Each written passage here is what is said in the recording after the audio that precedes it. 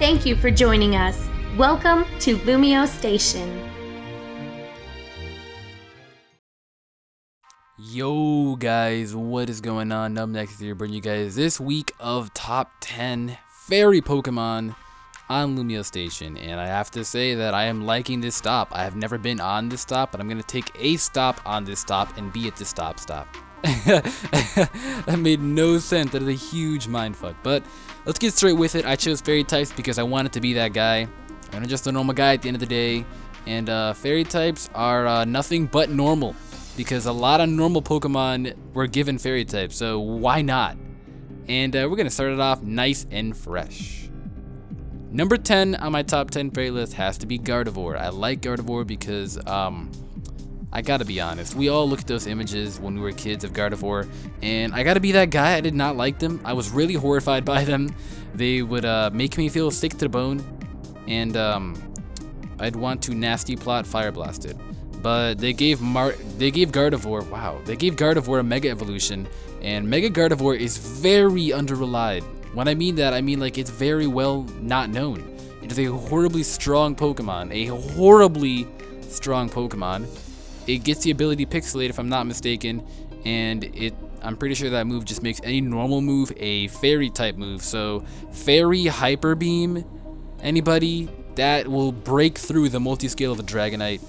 And it's pretty disappointing how fairies can destroy dragons now, but I guess it was bound to happen. And that is why Gardevoir is number 10 on this list. Number 9 on the list has to be my personal favorite out of the fairy types, but I made it this low just because I thought other ones are better. Aromatisse. Aromatisse is also, again, a very underrelied, I don't know why I say underrelied, but it's a word that works. But it's also a very underrelied Pokemon because not many people know of its power.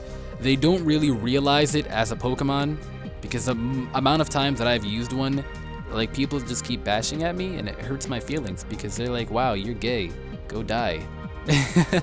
It really hurts my feelings. I mean, Aromatisse is a good Pokemon, do not get me wrong. It is a great Pokemon. It just could have been better. So they gave it, if I'm not mistaken, they gave it mad destructive HP.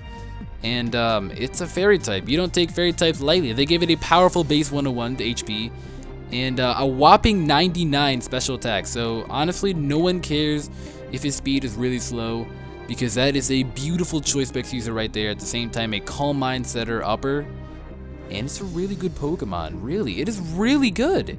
It can learn Thunderbolt, Calm Mind, Moonblast, Shadow Ball, Psychic.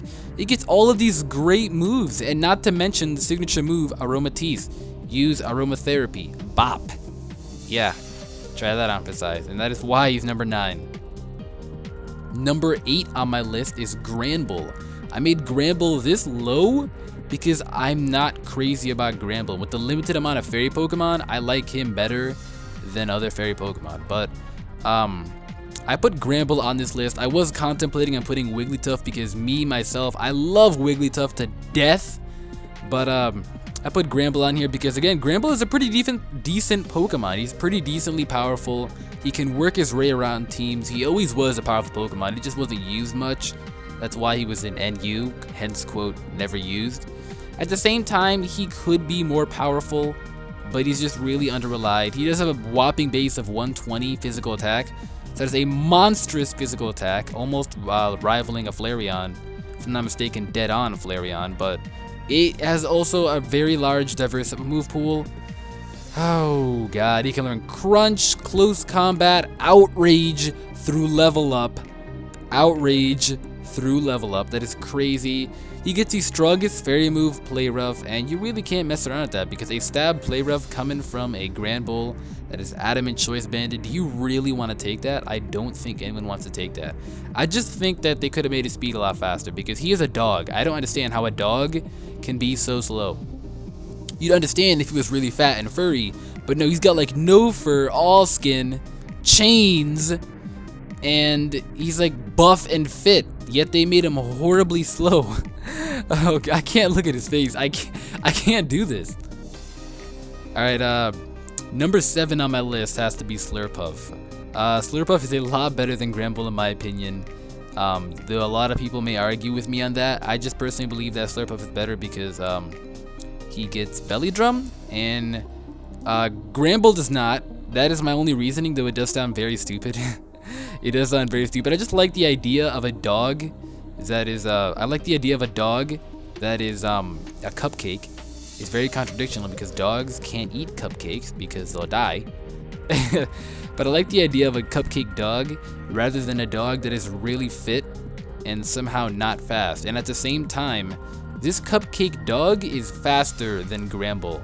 I do not know how, but he is. What I personally love to run on him, though, I love to run the Emburden set, and I like to use, it's not really on Wi-Fi yet, but I like to use the, what's it called? The Citrus Berry Unburden. And what I do is I make a bulky set, and I try and go for the play rough, wait till they weaken me down until I get the berry, and then I get the Unburden, which raises the speed by 2, and it makes them really fast, because that whopping base of 72 speed is nothing to mess around with. At the same time, he is also a decently powerful Pokemon. He can get Surf, the Doggy Paddle, huh? Yeah? But personally, I love to run the special one. I like to use Calm Mind Life Orb. It's really interesting. I really love it, and that is why he is number 7. Number 6 on my list has to be Mawile. Mawile is a very good Pokemon. I've always loved Mawile, and really, I was just that normal guy that used Mawile and NU. There was nothing wrong with using Mawile and NU. There was nothing wrong with that. And a lot of people, again, like Aromatisse, would bash on me for using it. I did not see how. It was not that bad of a Pokemon. They just gave him a huge boost. Mega Mawile is one of the most strongest Mega Pokemon out there at the moment. With huge power and huge power. I just love all huge power Pokemon. And they gave him Fire Fang too. He pretty sure you could always learn that, but it's just incredible. Like, he's so powerful. You don't mess around with him. Not to mention, how could you not love those heads? 2 heads are better than 1. Number 5 on my list has to be Whimsicott. Whimsicott is the most underrated fairy Pokemon out there. I didn't even know it was a fairy Pokemon until like last week, and it is really good. It gets Prankster, and it always was a huge nuisance because if you guys play RU like I do, it's always in RU, and they always use it as stun spore, and it was really nerve-wracking. You could not do anything about it. It would just stall you out for days. But yeah, it was ridiculous. I really fucking hated this thing so much. I just swore, but I really hate it. I really do. Good lord. But at the same time, I really love it because when I want to be a douche to someone, I just use my Whimsicott. Though he does the time 4 weakness now to poison, it doesn't matter because he'll still destroy your team. He will still destroy your team. Number 4 on my list has to be Togekiss. Togekiss is a god. Now, I do say that about a lot of Pokemon, but Togekiss is literally a god. It was Pit of Icarus reincarnated into Pokemon.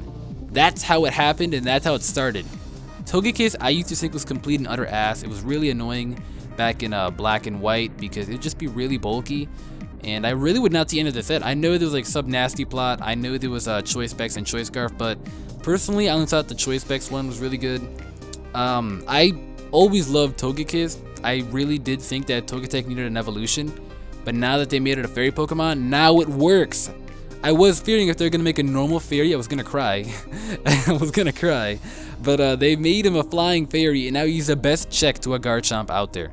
Like, he is literally the best. Can we hear OU? Number 3 on my list has to be Clefable. Now, if you guys don't know a little fun fact about me, Clefable used to be my first mascot Pokemon on my own channel. And then I moved on from Nidoking, etc. But enough about that. Clefable is a horribly powerful Pokemon. Good lord. I always played RU because it's like my tier, and Clefable was always in RU, and Clefable was always used as a bulky Pokemon in RU. Like, there'd be that minority like Wild Chase who would use like the double edge set, but Clefable was always used as a bulky Pokemon, and I did not like that because it could learn Calm Mind, and it had a base attack of like 90, or a special attack of like 90 or something like that. And I always loved running offensive. I like to run offensive on like the weirdest Pokemon. At the end of the day, we're just all normal guys. But yeah, Calm Mind Clefable is very powerful. You give him the Life Orb because if you guys don't know, Magic Guard and Life Orb work with one another. You don't lose HP if you have Life Orb on Magic Guard. And it is really scary. It is really scary. Set up some cosmic powers, and that will be the end of your mother. Number 2 on my list is the one, the only Klefki. Klefki is like, honestly, it's my favorite Pokemon they made in this generation. It really is my favorite Pokemon they have made in this generation after Tyrant. It is like the best Pokemon. I promise you, it's a freaking key, man. How can you not like keys? Like, you played with those keys when you were a kid. I mean, think of the possibilities, man. I'll use this Klefki to open my gateway to your heart and dazzling gleam to fall in love. I mean, that was just a lost cause. Klefki is amazing though. He's a steel fairy. Not much really super effective against that. I think the only thing super effective against that is ground. So if you give him the air balloon, he technically has no weakness, so I do not recommend that. No. Klefki gets Prankster though, and he gets Spikes, and hello? That is powerful. And that is why I think Klefki is easily number 2. And last but not least, the god himself, Bleezus. Bleezus, Bleezeus. Bleezus is here, the one, the only, the strongest Pokemon, Azumarill. Azumarill, like at the moment, I'm not even saying it because it's my favorite Pokemon, but at the moment in this OU meta, we're not gonna count Mega Kangaskhan or any of the Megas, but at the moment, Azumarill, excluding Megas, is the most powerful Pokemon in the meta. When someone sends in an Azumarill, you don't know who you want to die. I mean, there are these clowns out there that want to bring out a Rotom. Yeah, my Rotom can take a waterfall, right? Wrong. A waterfall to an offensive Rotom does around 35-40%, and that is powerful. To defensive Rotom, it is 20%, which you can't scaff on. That's the word of the day, scaff. But you can't really scaff on that move. That is still really good. And a Play Rough to defensive Rotom does a hell of a lot of damage, even to defensive Rotom. You do not play around with it. Play Rough Oko's all dragon Pokemon out there. Yes, all dragon Pokemon are dead to Azumarill. At the same time, so is Titar. And that will wrap it up with this top 10. If you guys enjoyed that, make sure to leave that huge like for me, the rest of the Lumiose crew, and of course our god himself, Bleezus. Make sure, remember guys, you all are normal people at the end of the day, living as Earth, side by side. Make sure to love one another. And until the next time, guys, I will catch you all later.